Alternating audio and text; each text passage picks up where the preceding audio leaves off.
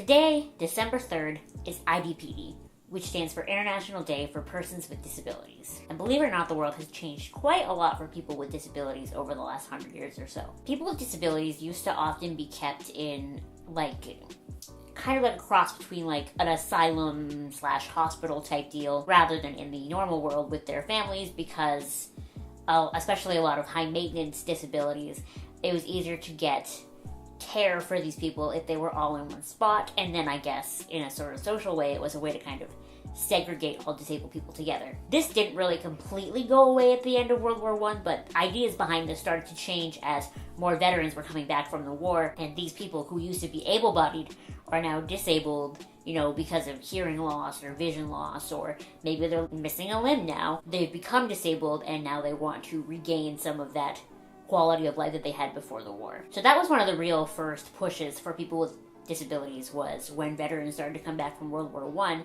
But it was more so after World War II when the disabled community, not so much including veterans, but more so other disabilities, started to really advocate for themselves, get the services that they needed so that they could have a good quality of life as well. People with disabilities started forming groups and becoming activists and fighting for themselves all over Canada in different parts, and then eventually all of these groups merged and they became what was known as the Coalition of Provincial Organizations of the Handicapped, which later renamed themselves to the Council of Canadians with Disabilities. And then on December 9th in 1975, the United Nations issued the Declaration on the Rights of Disabled Persons. This declaration outlined key rights for disabled people and encouraged member countries to enact legislation and promote initiatives to safeguard these rights and opportunities. So, disabled people finally had the UN on their side. We were fighting for our rights. And then something cool and a little closer to home, for me at least, is the AODA. So the AODA was introduced in 2005 and it stands for the Accessibility for Ontarians with Disability Act. And basically what the AODA is, we, the people, and places that the government control have to team up together basically and determine if these places, these buildings and whatnot, are accessible. If they're not accessible, what do they have to change to become accessible? And this is all part of the Government of Ontario's plan to have a barrier-free Ontario by 2025. Now the unfortunate thing there is this really only applies to places that the government controls, so private businesses and that sort of thing don't really have to comply, but it is still important that those of us with disabilities do still fight for those places to become accessible, do still rally, do still throw a fit, because the way the world is now, together we can convince them to become accessible. Because we live in a time right now of really cool social change.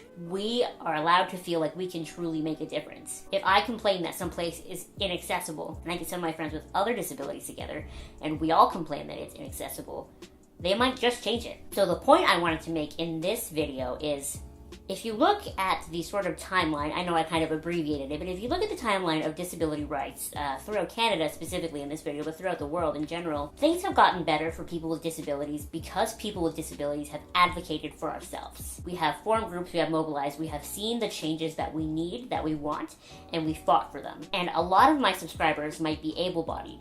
And so what I wanted to say is, if you want to support people with disabilities and you're wondering how to be a great ally and that sort of thing, help us be advocates. Help us be activists. Share our content, share articles we write, share videos and movies and TV shows and stuff about and written by disabled people. You probably heard the line before, nothing about us without us.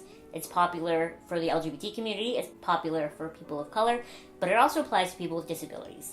You can definitely tell content, if I take the media side of this, that is about a disabled person that was not written by a disabled person, versus disability content that is written by someone with a disability. Unfortunately, my favorite example of this is Artie on Glee. Now, you know, I'm a Glee fan, I love me some Rachel Berry, but I was always disappointed in Artie, because Artie was the character that I really feel like I should have liked. He was one of my sort of first actual characters in a TV show who was disabled. Artie, unfortunately, played by an actor who was not disabled, but even more unfortunately, a character who was very clearly written by someone who was not disabled.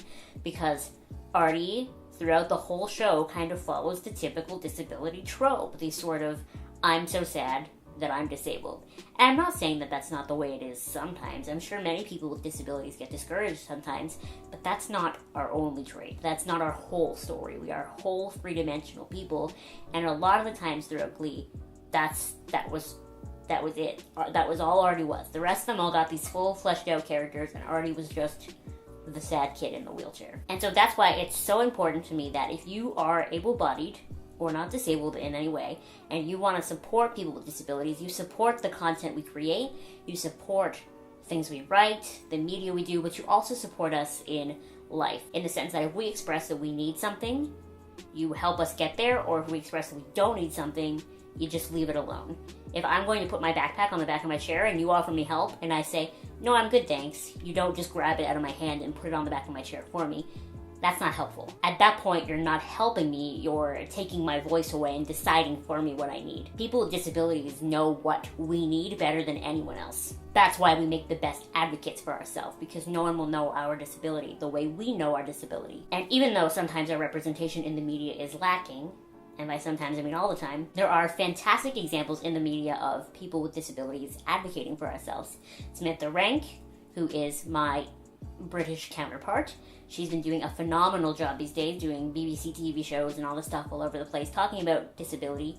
And before her, there was Stella Young, who did a very famous TED Talk about disability and inspiration porn, and I will link that one in the description box below. So this IDPD, make sure you raise your disabled friends up. If you are disabled yourself, don't be afraid to put yourself out there, post pictures online, tell your story, talk all about your disability. I want to hear about you. You can even leave it in the comments below if that's what you want to do, because I would love to hear it. I yak about my disability all the time on this channel. It's time you yak about yours, you know? Anyway, I hope you liked this video. Make sure to give it a thumbs up and you subscribe to my channel if you have not subscribed already. And I will see you next time. Bye!